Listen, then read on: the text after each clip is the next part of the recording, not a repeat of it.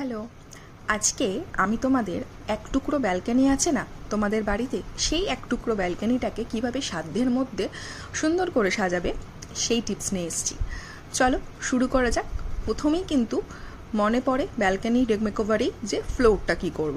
ফ্লোরে আমরা গ্রাস ম্যাট করতে পারি, নর্মাল ম্যাট করতে পারি, বা আমরা কিন্তু ফ্লোর কার্পেটও করতে পারি। তো আমি গ্রাস ম্যাটটাই চুজ করেছি, সেটাতে একটু বাগান বাগান ফিলস আসবে তাই। তারপরে দেখো এই কিছু ডেকোরেশন লাগবে। ফার্স্ট আমি যে ডেকোরেশনের আইটেমটা চুজ করেছি সেটা হচ্ছে এই সাইডে 3 স্টেপের এই র্যাকটা। এটা কিন্তু আমার ঘরেই পড়েছিল এবং এটা আনইউজড ছিল। আমি ওটাকে বার করে পরিষ্কার করে আমি আর আমার হাজব্যান্ড মিলে এটাকে কালার করেছি, অ্যান্ড এটাকেই আমরা সুন্দর করে ডেকোরেট করে সাজাচ্ছি।